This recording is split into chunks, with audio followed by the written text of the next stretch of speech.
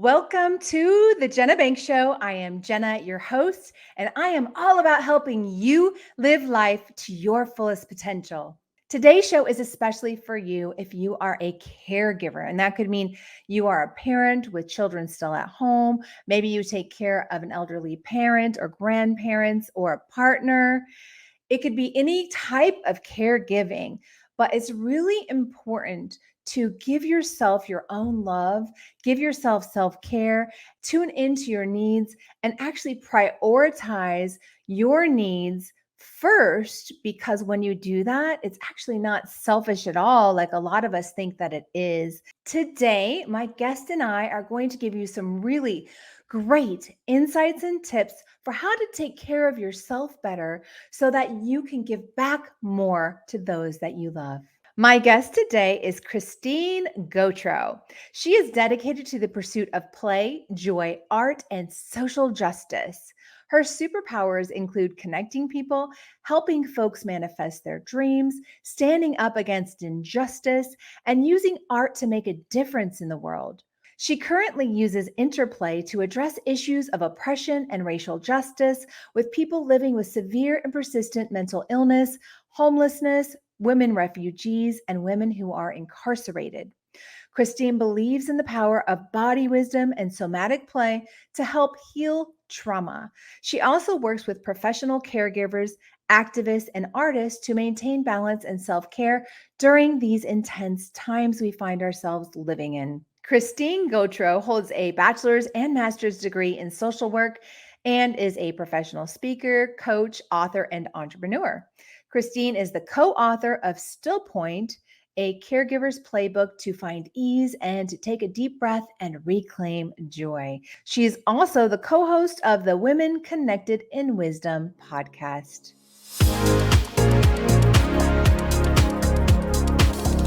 Christine, welcome to the show today. I'm really excited to have you here and have this conversation with you today. I am delighted to be here, Jenna.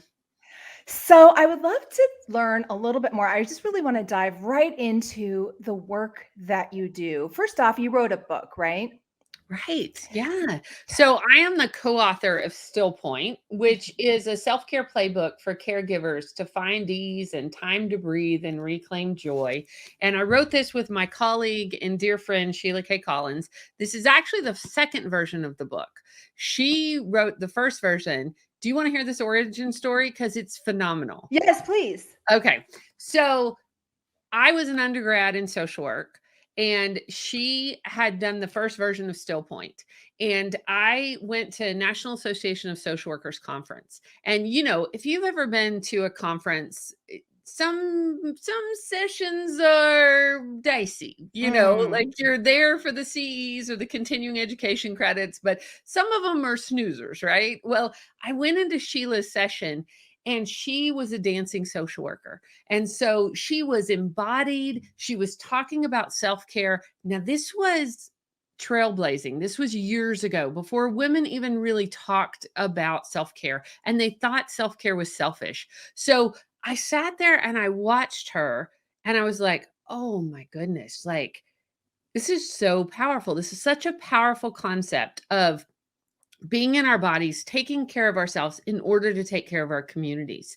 So after the thing, I stood in line and I bought her book, which was a really big deal because I was putting myself through college. So at that time, it was probably a week's worth of groceries. She hates when I tell this story because she's like, never let me forget that. And she signed it. And I went back. She was at the University of Texas at Arlington in Texas, and I was at Stephen F. Austin State University in Nacogdoches. And this was back before cell phones. I'm really dating myself. Oh my goodness. So, and the internet, right? Mm-hmm. So, I mean, we may have had bag phones by this time, but we didn't have the instantaneous find each other at our fingertips. Yeah. And so I didn't think I would ever see her again. And I just thought, I'm going to read her book. I want to be her when I grow up. This is what's going to happen. Well, the way spirit works. Yeah. I get invited to a women's circle that I can't even remember how the invitation came in, but it was for a women's circle. And I walked in for a weekend. I was the youngest member there, and Sheila was one of the founding members of that circle.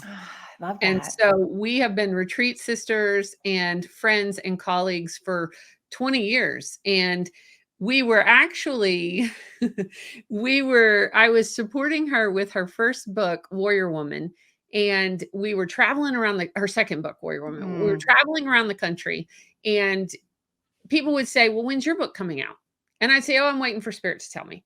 And she'd say, and people would say, when's your book? And I'm like, oh, I'm waiting for Spirit to help me. I'm having all this fun doing community social work, supporting Sheila, just having a blast.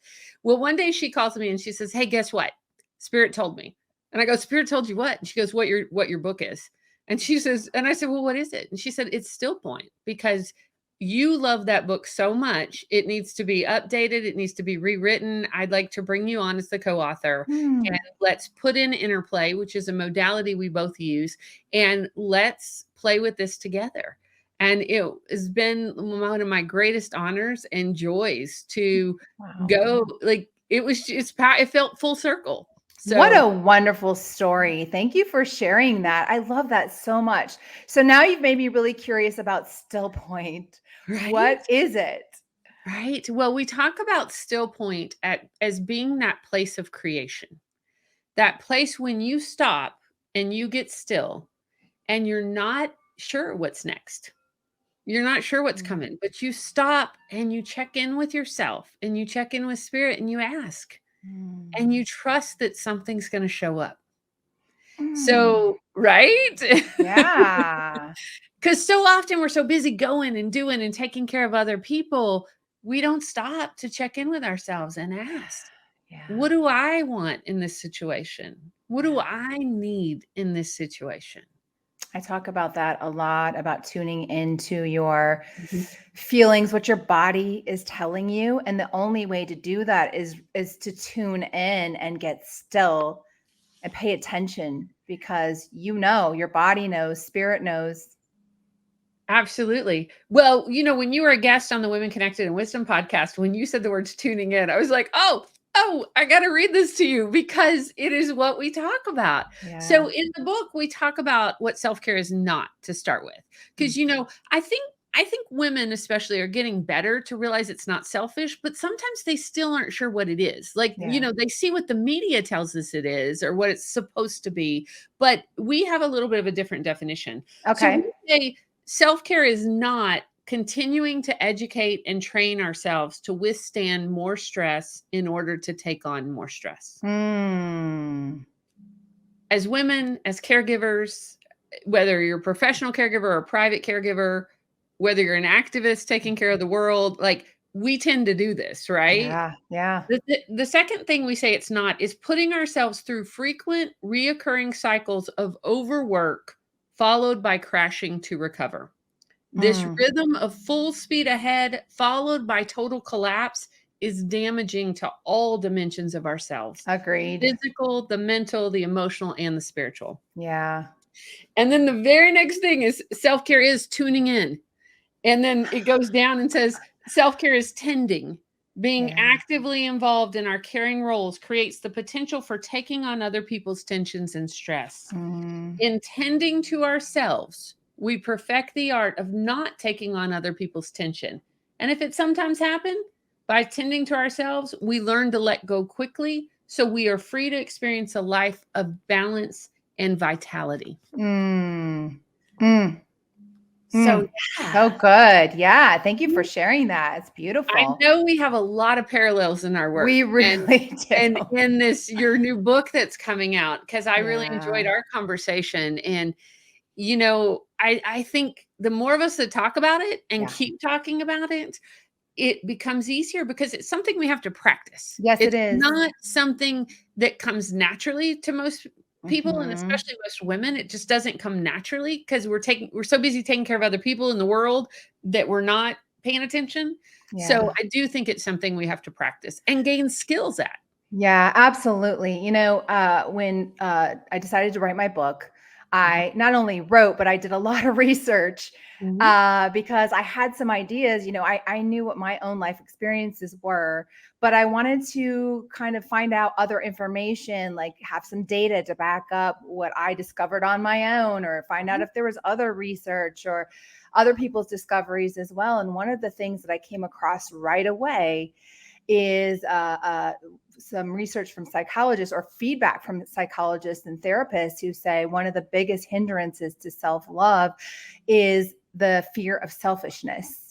And it's one of the biggest causes of this feeling, like you were mentioning earlier, of being overworked, overstressed, distraught, is because we take on too much as women, and we're worried that taking care of ourselves first and making our needs a priority first would be selfish. Right. And so we don't do it. And it still happens today. I know you said that was the case back then, but it's actually, I found that it's still the case today. That's what I was going to just say, is that women still feel that way. And oftentimes partners or people who are dependent on them reinforce that. Yeah. Because they, when we start to take care of ourselves, when we start to set good boundaries, if we haven't been doing that in the past, people that are in our realm don't really like it a lot, because it doesn't serve them, right? And so it is one of those things that can be challenging to do when you first start, and you've got to practice. And there are skills we talk about in the book, like there's skills to self-care. It's not just, go buy this, or go do that. Like we have 5 skills that we talk about in the book. And the first one is sorting and separating. So sorting and separating what is yours and what is somebody else's. Because, if you get that, you're selfish, is that yours? Or is it that person that wants something from you? Ooh, that's really good. So, okay. So say that one more time, because I think it's really important to highlight this. This is powerful information. It's these unconscious things that really hold us back. And I'm really trying to shed a light on these unconscious things. So I think this deserves a moment. So if you could just give us that again, like unpack that a little more, that'd be great. One of the things we talk about is the first skill of self-care, and that is sorting and separating. So sorting out what is yours and what is somebody else's. So if you get the feedback, well, here's a good one. I often get this as a woman entrepreneur. I'm a speaker, I'm a coach, I'm a community social worker. I often get this from folks: you're too busy. And I have to sort out and separate, am I really too busy? Or do you need additional time for me and you're not asking for what you want? Right. So we sort it out, because used to it would be a trigger for me. And I'd be like, oh my gosh, am I not getting the people in my life what I need? And then I really realized that's their projection. And so instead, I've started asking people, okay, I schedule my life for a way that works for me. And if you need more time with me, say, hey, can we catch some more time? Or I'm really missing you, or, but so often it is unconscious, Jenna. Like, people don't even think about it. I'm sure you have this in your life too, because you're launching a book, you're doing all these amazing and exciting things. And some people are like, oh my gosh, how do you have time for that? How do you get that done? And so we have to sort and separate what's ours and what's somebody else's. Yeah, completely.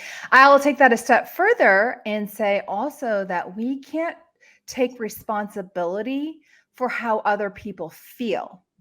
Right. And a lot of times that's also a projection. Yep. Right? Because we are so concerned as women about taking care of how someone else feels, making sure they're okay, that you're not making them uncomfortable, but also we're concerned, everyone, men and women, about what do they think about me, about what I'm saying? How is what I'm saying impacting them? And truly, that's not our business. It's that's on them. We shouldn't be concerned about that, as long as we're being true to ourselves. And I'm sure that goes along with what you teach about tuning in. Absolutely. You have to know how you feel. And if you can express that truly, you should never be worried about what somebody else is feeling or thinking about what you have to say. Right. And it takes up so much of your time and energy that that's not self-care. Yeah. right? Yeah. That is, I used to have a magnet. I don't know if I still have it somewhere. It says, what somebody thinks of you is none of your business. I love that so much. I've seen Right? that quote somewhere before. Right? It's really compelling to think about. And once you learn that, again, it's shedding a light on these unconscious things. Once you really process that and go, actually, it is none of my business. Why Right? should I concern myself with it? It really is relieving. Right? If Yeah. we are leading with our values, if we are centered in ourselves, and this is part of what I teach through Interplay, which is a modality that uses movement and storytelling and voice and helps Okay. folks really get in their bodies.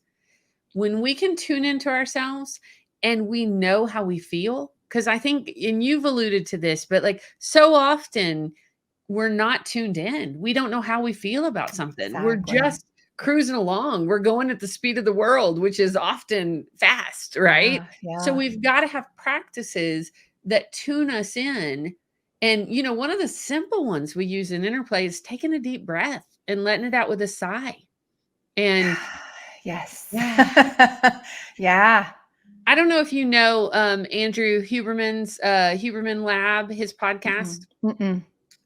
He put out a new podcast about 2 weeks ago about the power of play. And he is a Stanford professor in neuro, I don't know his official title. He's a brain guy. He's a brain Mhm. researcher. Um, Mhm.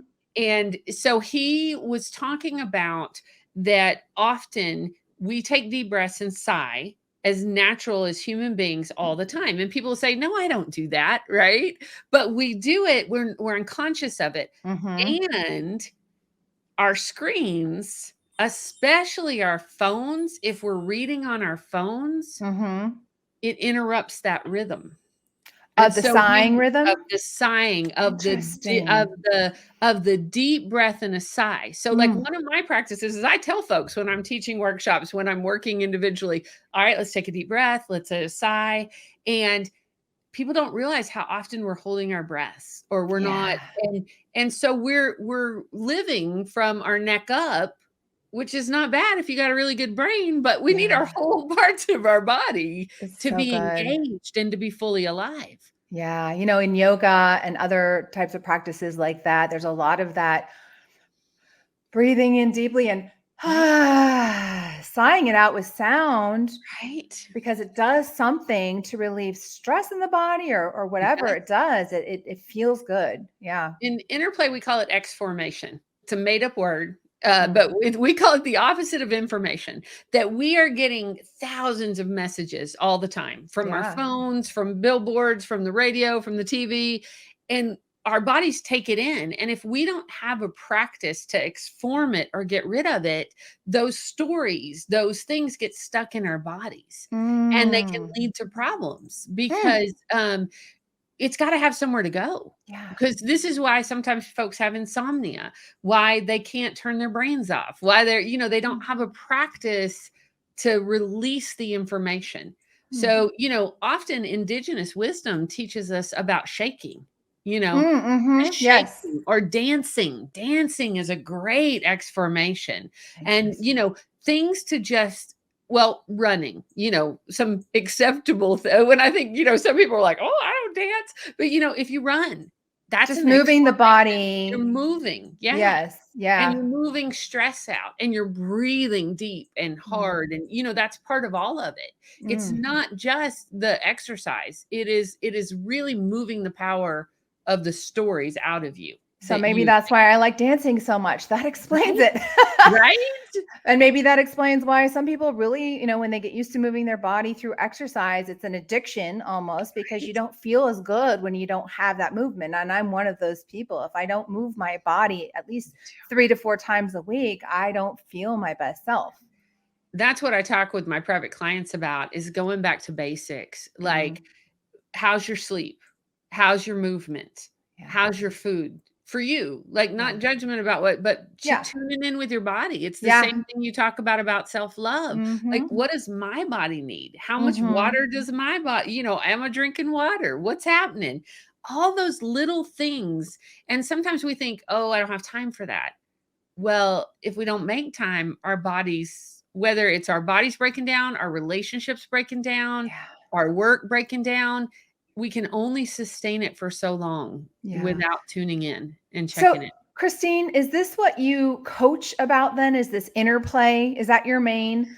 So I am I'm trained clinically as a therapist, and I don't Mhm. practice as a therapist anymore Okay. because when I found Interplay, which uses movement, storytelling, and voice, I realized the power of it. I realized the power of being embodied, Yeah. and I decided that I'm going to use it in all my community social work. I'm going to use it in my private coaching clients. So when I coach, it depends on the person. We set out a schedule and things like, but we do life coaching, we do career coaching. It's like, what do you need? And let's tune in with our bodies and Mm. find out how to do that.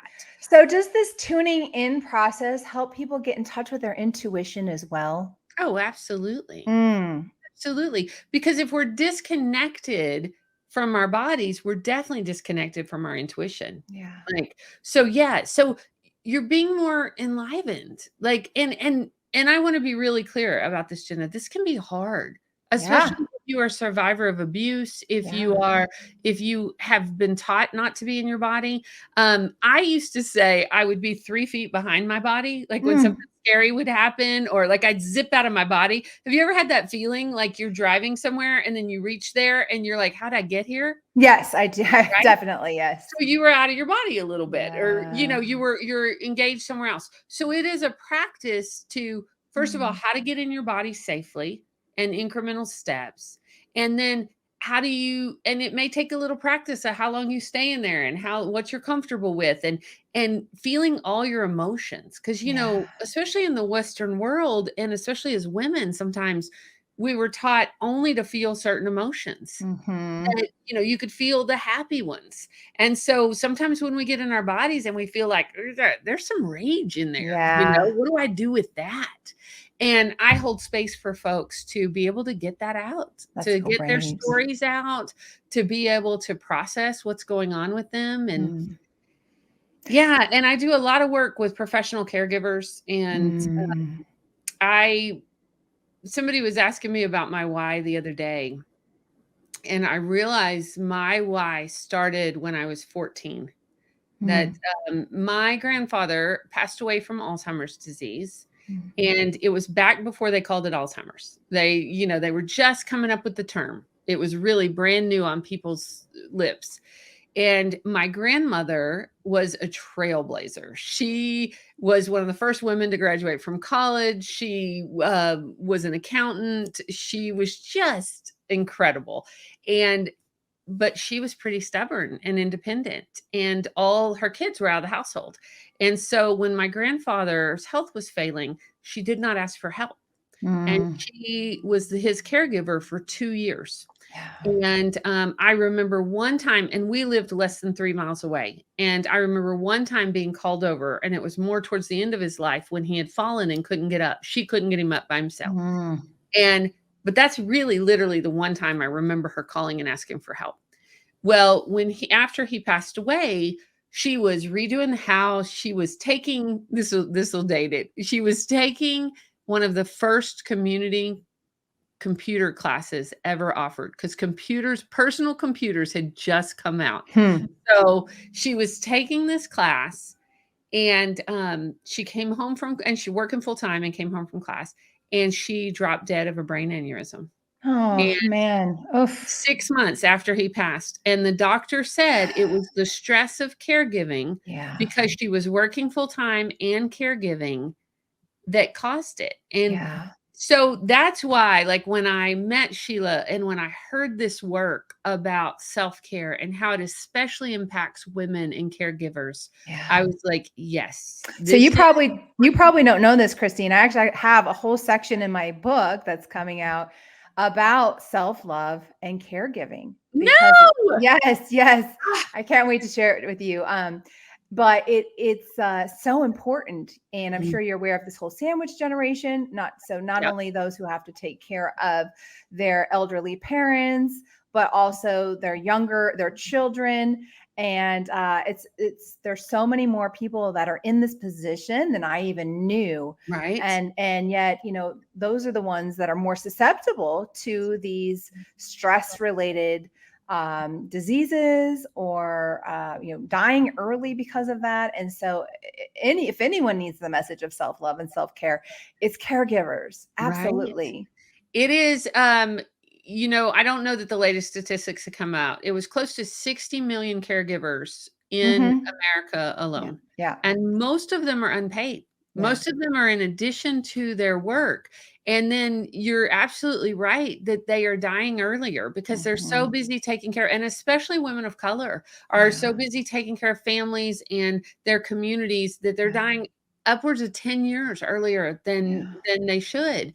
And so it is, we always say caregiving is a dangerous profession. It's whether you're doing it for private, for family, or as your job, it is important that we tune in and take care of ourselves.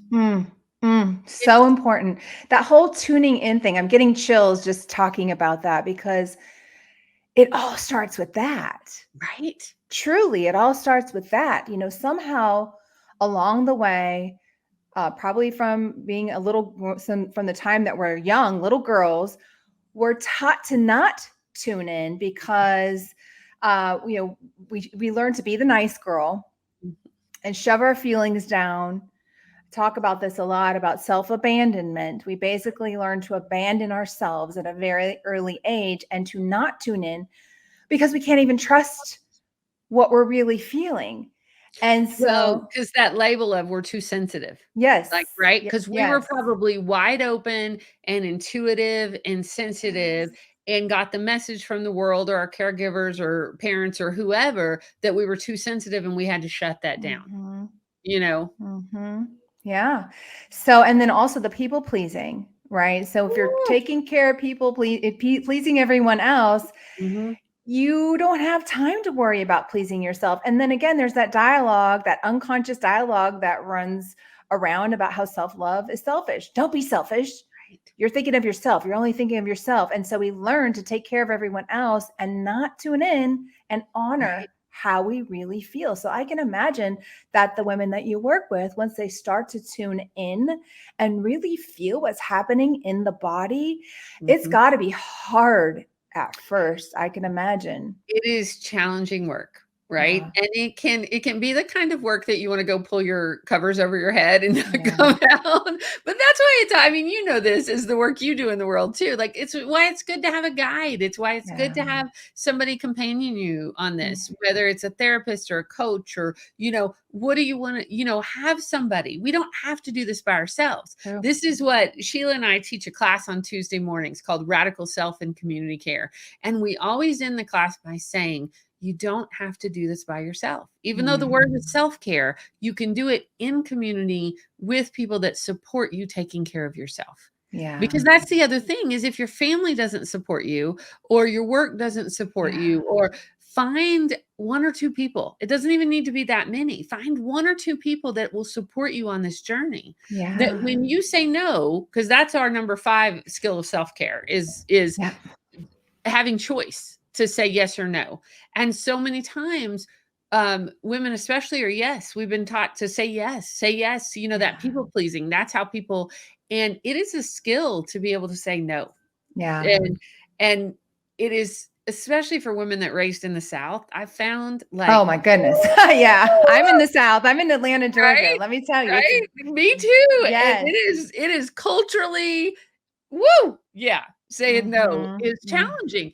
And being able to say no and no being a complete sentence. That we don't have to justify it, that we don't, and it's not rude to say no. Somehow we've gotten it mixed up in our heads that when we say no, we're being rude. Yeah. No, so I have something I talk about. I don't know if I shared it with you when we were on your podcast, but I call it the nice girl syndrome.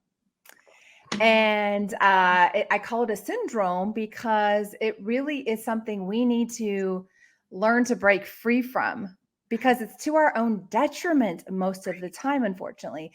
And I think reframing what this is going, it's like we need a new program, right? Because if you have a running program in your mind, I have to be the nice girl, I have to be the nice girl, I have to say yes, I have to people please. what do you replace that with? And I was thinking about this week, and it was like, I said this on somebody's podcast recently, I believe. I said, think about it like this. I'm not being mean. I'm being nice to myself. Right. And I like to replace it with the word kind. I am Mm, being kind to myself. And in a yeah. lot of ways that I'm being kind to you. Brene Brown talks about being clear with our boundaries and with our language, and being clear is kind. Yeah, it's true. That, It's kind to you, and it's also kind to them right? because you're Right. giving them the opportunity to really know you, Yep. know where your boundaries are, Hmm. and that allows for a healthier relationship. Absolutely. Yeah. And then it still goes back to that tending to yourself, so you know what your boundaries are. So you know Mhm. what you like. I You remember being a yes. young woman and not knowing what I liked because 100%. right? And it's like, I used to be like, "I don't know, give me anything." And then I realized, Yeah. Wait, that's a problem. That's a Yeah. problem that I need to tune in and know what are my likes and dislikes. Yeah. What feeds my soul? Like, Mm. what is restful and rejuvenating for me? Like, for Yeah. some people, it may be going to get a massage. For some, Mhm. it may be a walk in the woods. For some, it may be going to see a movie, right? Yeah. Everybody has different. And I think that's the other thing we've got to detach from, Jenna, is like, my self-care may not look like your self-care, or my Exactly. self-care Yes. like that and it may not look like what the media says it That's looks right. like, Mhm.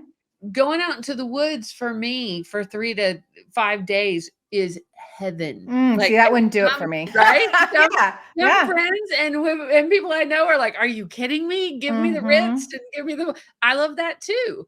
But, it depends on the situation and what I need to rejuvenate in that Yeah. moment.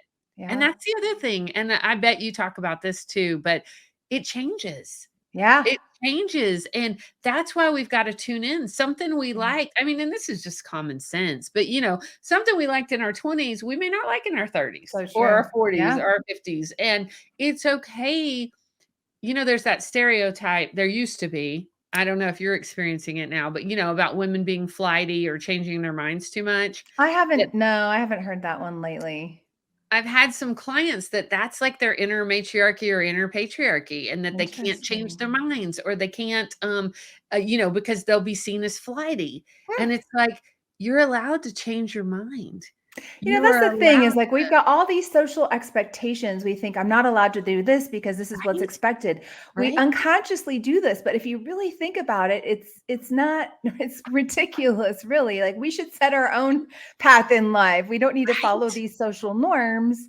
We Mhm, should do what makes us happy, and that's what I talk about all the time is if you just focus on tuning in right, and doing what makes you happy and staying away from things that make you uncomfortable or unhappy, you are going to live an amazing life. Now, like you mentioned earlier, I wanted to hit on this about the boundaries. Yes, some people might get upset with you if you set your boundaries. Um, they won't get as upset if you practice setting boundaries in a kind manner. Sometimes you have to be harsh because they need that slap on the hand. Sometimes they need it. Sometimes they do. But if I've had a situation. I was recounting this actually recently. A friend of mine came at me pretty harshly, and I mhm, hadn't even done anything. It was mhm, like a projection of what she thought I could do that might upset her. mhm, And I was like, okay, I understand that's your boundary. I didn't say that, but I was thinking this to myself. I was like, ouch, mhm, ouch, that mhm, hurt. And I didn't deserve that because I hadn't done anything. mhm, And I have to tell you, it actually did reframe how I think about this friend. And mhm. that is unfortunate for her because she's not even aware of that. Now, Yeah. in hindsight, I could have said, hey, that was pretty harsh. And I Mhm, do wish I reflected on that. And I do wish in the moment I said that, well, that was my boundary, right? Like, you're being overly harsh. Now I'm going to be backing off. mhm. And it's unfortunate because she did that a couple of times. And it was just like, oh, I don't, it came off just not cool. And so I think we do have to be very careful when we do set boundaries to just be aware of how we're doing it, that we're not emotionally reactive. So it's kind of two pronged, right? You want to set a boundary, but I also talk about this in the book. You want to respond instead of react. Right. So, right. I think the yogis, you mentioned yoga earlier, the yogis talk about a neutral mind, that we can be in positive mind where we're looking at everything through the positive lens. We can be in negative mind where we're looking at everything in the negative lens. And we can be in the neutral mind where we are receiving and we are listening and we're not reacting.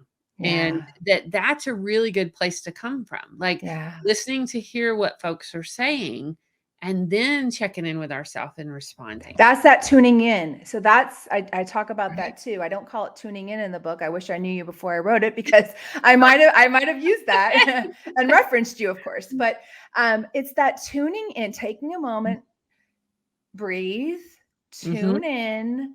How do I feel? Am I being reactive right now? Do I feel like reacting based on an emotional reaction? Or how do I really feel? Ooh, this is making me feel uncomfortable.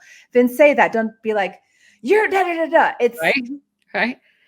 This is making me feel uncomfortable right now. Right. Or if you don't feel like you can not react emotionally, say, you know what? I need to pause this conversation. I need to process this and I'll come back to you. Absolutely. But, she literally changed the course of our relationship by being reactionary. And that's not always, so I wanted to go back to what you were talking about, which is some people could get mad at you, be upset with you when you set a boundary. However, you can mitigate that if you can also learn to respond instead of react, and just take that pause and tune in, right? Well, and I think that kindness is kindness to ourselves, kindness to the world and the people around us. And, I feel like I have to do a little bit of justice work and say, because I do a lot of anti-racist work. So, intent versus impact, that we can intend to have a certain thing and it can land totally different with people. True. Right? Yeah. And I love what you said about tuning in. I was doing this art equity, they don't have an S in their name, national board training for anti-racism work for folks who serve on boards. And we were talking about microaggressions. And we were talking about, like, how do we interrupt microaggressions? How do we be kind to who it's happening to and to ourselves? And it was very interesting because my strategy was just what you just said a second ago. Hey, everybody, let's take a deep breath. Ouch, that landed weird in my body. Yeah. Did that land weird for anybody else? That tuning in can be a strategy for ourselves and for the world. Yeah. Because it's one of the most natural things to breathe. And unfortunately, in our culture, we forget to do it sometimes. We do. I do all the time. I do it all the time. Yeah. Because we're so busy. And so I think it's just important that we check in with our bodies, we check in ourselves, and we check in with our inner circle and our trusted advisors and our people that are our support systems and have our back. And I'm just curious, is there any science behind breathing? There's got to be, about taking in the oxygen. Yes. Does Absolutely. it do something to the brain? Does it calm you? It does. And like I was saying about Andrew Huberman's podcast, he was talking about that it can actually change neural pathways. Yes. It can calm us. It gets us out of our lizard brain, that fight or flight. When you stop and take those breaths, it can actually shift you from the sympathetic to the parasympathetic nervous system. Wow. That's amazing. Yes. Yeah. And the breathing, the shaking, because often people get into fight or flight mode, right? And that's our lizard brain. That's our survival brain. That's our, that's our dinosaur brain. That's like, we're not thinking, we're just reacting. And so if you're a person that gets there quickly, right? It takes practice to take a deep breath, to, the things they always make fun of. Some of the stuff they make fun of is the stuff we exactly need to do. Like, you see the cartoons about taking a deep breath and counting to 10. There's a reason for that. Because Yeah. as you're breathing and you're bringing more oxygen to your brain, you're calming yourself down. Now there are times we need to be in that fight or flight mode, right? If we're Mhm. in danger, if we need to run. But Yes. most of our lives are not that way. Yeah. But the pace of technology, the pace of the world, driving in Atlanta traffic, sometimes it kicks us into fight or flight Oh, mode. happens to me in Atlanta traffic, let me tell you. Well, I have a question for you. Sure. So, have you read the book Power of Now by Eckhart Tolle? I Okay. have. Absolutely. So, there was something he mentioned in there that was really life-changing for me.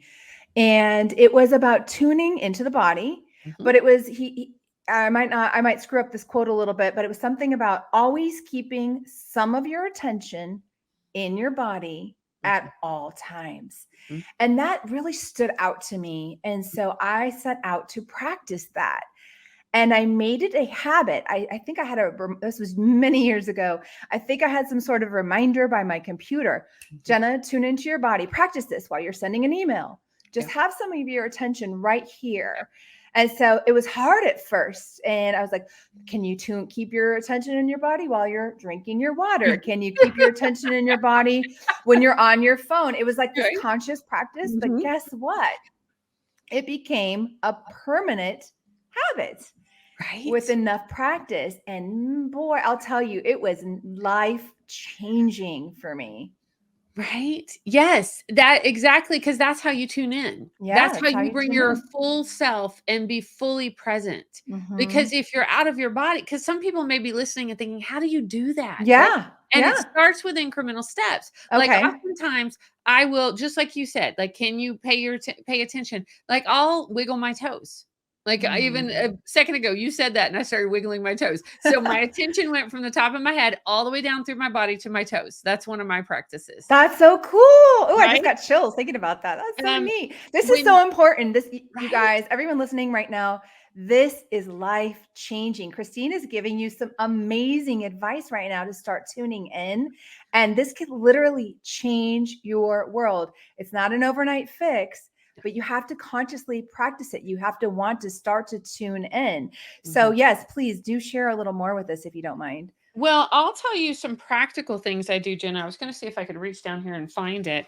I have a rock that sits under my desk. So I Hmm. have this round rock that I literally have my foot on and I roll my foot.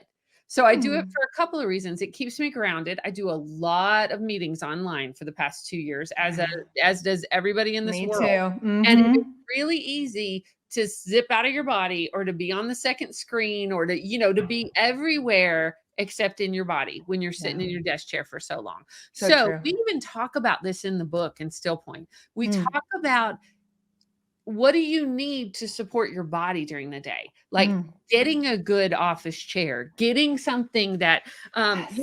here's my rock. I'll show you my rock.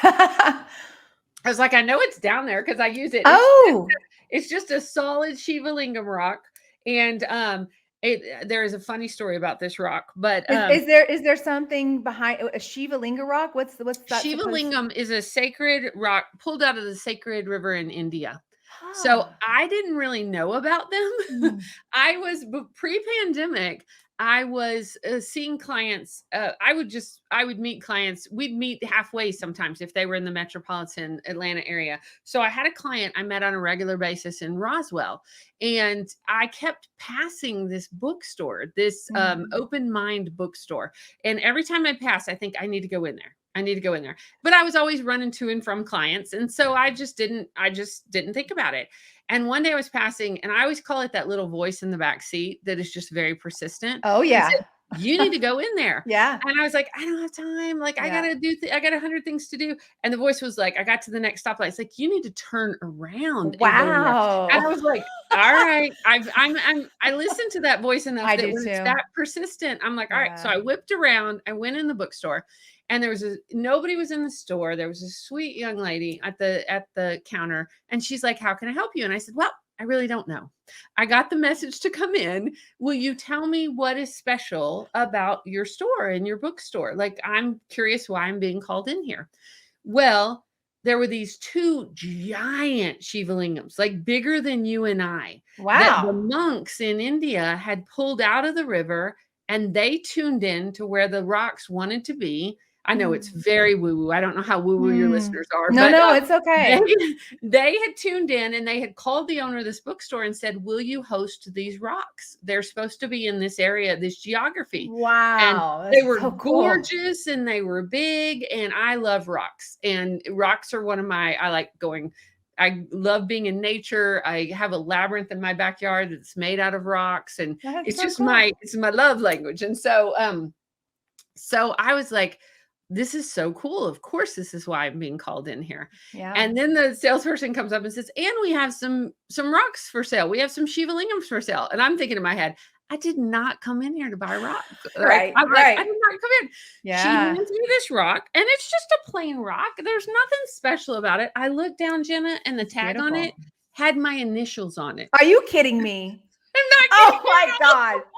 I love that so much. And I looked at it, I went, well, I guess I did come in here to buy a rock today. Yeah, So Shiva lingams also represent masculine energy and grounding. So this is like a really heavy stone. So one of the things I do is it sits under my desk and I just ground myself and I roll my foot on it. And so it doesn't have to be a sacred rock. It can be something. The thing about grounding yourself and being present in your body is your senses. It's textile. So, when I have folks that are in a panic attack or that are really anxious or that are struggling to stay in their bodies, we do an exercise where, you look around your space and you find 5 things you can see. And then you look around and you name 4 things that you can hear. And then you name 3 things that you can touch. And then you name 2 things that you can smell. And then you name 1 thing that you can taste. And it just brings you into your body. And that's what you can do wherever you are. And you can make it shorter. It doesn't have to be 5, 4, 3, 2, 1. It can be 3, 2, 1. But, if you are, the other thing that I like to do with folks is just take your hands and press on your heart and take a couple of deep breaths. If you're in a meeting, I like this one for folks that are in a meeting. Press on your thighs, because you don't even have to see that you're doing it. Right. Like, you're just pressing on your thighs. It can bring you comfort. I always tell folks, you rub if you need comfort, you pat if you need energy. Ooh, that's good. I like that. Yes, the patting. That's cool. And some of that you can do while you're on camera. You can do it, if you're off mute, you can hear me patting if I'm on mute. In our vocal warm-ups for the speaker course I did, they had you pat your whole body down, every part of your body. And I didn't realize it's to energize you. It is totally to energize you. That's part of our Interplay warm-up. We do that. And we do vocal exercises too, because it's based in play and improv. So as professional speakers, it's like, oh, it's a perfect match because we can just do it. We can jump on the stage and do it because it lives in our body. Right. Yeah. It's all about grounding you in your body through breath work. And So I also want to make sure we touched on the shaking. Yep. How does that look? Like, is it? Oh, it can look however you want. You can do one hand. Like, you could shake while you were on a video and people don't know that you're shaking. You can shake. So there's some latest research, Jenna, that's fascinating. Talking about folks that have Parkinson's disease. So, who have tremors or shaking, that if they consciously shake for 5 to 10 minutes, it lessens their shaking symptoms. So shaking has a definitive impact on our nervous systems. So you can shake your whole body. Often what I will do is I will put on a piece of drumming music. I'll put on a piece of Native American music, or I'll put on a piece of club music, like house music. Just do some house music, and you just shake or you dance. Awesome. You just you kind of thrust your energy out.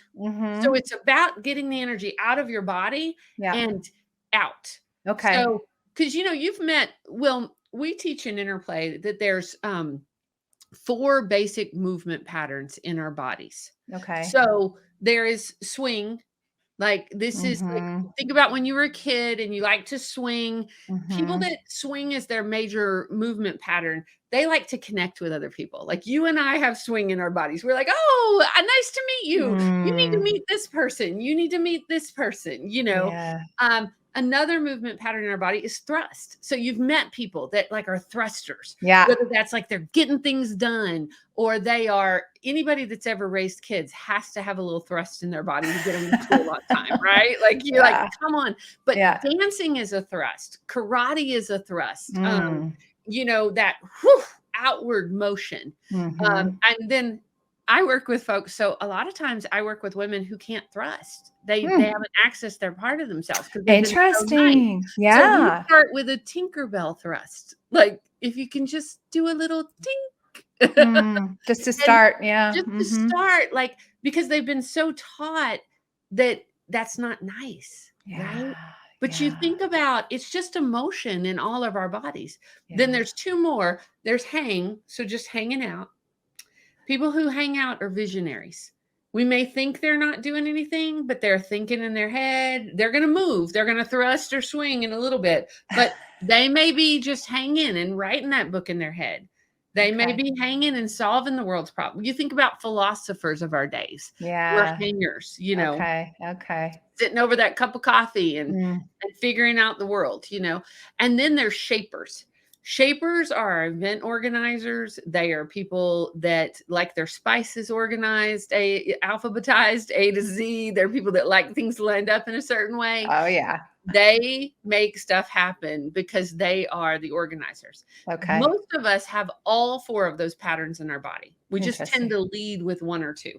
Okay. So Hmm. it's not going to be surprising to you that hang is my least. Like, I have to, like, I'm a visionary, but the sitting still part, I got to work on that. I got to bring it back into balance. I was going to ask you, is this something you should consciously work Mhm. on? Just being Yeah. aware of your body's physicality and where you might lean a little more heavily toward and where you might need to work a little bit more on. Absolutely. Okay. Well, a Okay. good example, like, my lead motion pattern is swing, but my swing can get out of balance. But I can meet everybody, but if I don't balance that with shape and do follow up, it doesn't matter, right? You know, you can be out of balance when you think about it, even in work settings. Or I'm so think about people who are so busy out partying in college that they don't get their schoolwork. You know, it's that balance. Yeah. Like, how do we balance it? And we believe in interplay, and I know it to be true in the work I do in the world. It's everything goes through our physicality. Yeah. Everything goes through our physicality in this Yeah. lifetime, in this body. Yeah. So if we want to have it all, we've got to be present in our bodies. We've got to tune in. We've got to take care of ourselves. Yeah. So we can take care of our communities. I 'Cause- love that so much. Yes, you're absolutely right. And that is a really strong message that anyone watching or listening right now, you're here and you're listening for a reason. So you should really just listen to this, absorb it, Right? know that you are deserving of Yes. your own love. Yes. You're absolutely deserving of it, just like everyone else is deserving of your love, but you deserve it more than anyone else. And guess what? When you take care of yourself, you actually have so much more to give. So you're doing yourself and everyone else a favor when you take care of yourself, when you show yourself love, when you start to tune in and give yourself your love. It's so, so important for your health and for all those that you love and care about. So, Christine, are there any final takeaways you want to leave the audience with today? You know, I just find something that brings you joy. That's the other thing, is self-care does not have to be another task on your to-do list. Like, I think sometimes that happens. Like, people think, oh, I got to go to the gym, or find something that brings you joy. I love that. Is it going to Zumba class? Is it meeting up with a friend and having a cup of coffee? Is it, you know, what brings you joy and tends to yourself and nurtures yourself? Yeah. And it could be, because a lot of folks I work with, I don't have time, Christine. Step outside, look at the sun, take a deep breath, tell yourself you're worthy, and then go back to it. Yeah. You know, it literally can be 1 minute or less. That don't make self-care another chore. and then you procrastinate or put it off. Like make Mhm. it habits that you can do in your life every single day. You're absolutely right. It should lift you up. It should Right? bring you joy. Right? Absolutely. Right? So if anyone wants to get a hold of your book, how can Yeah. they find that? Well, Still Point is on at all major outlets, so Mhm. you can find it. You can also come to my website at christinegautreaux.com. You can find me at womenconnectedinwisdompodcast.com, and that's how Jenna and I met, and, Such a good podcast. You thank definitely need to you. listen and subscribe. It's so Thank you. good. We have a lot of fun, and it Yeah. really is about this. It's about the 8 dimensions of wellness. It is about how Yeah. to take care of ourselves and our communities, and it's about uplifting voices like yours, Jenna, and this new Yeah. book you have coming out. I'm so excited for you. I'm so Thank excited to read you. it, and Thank you.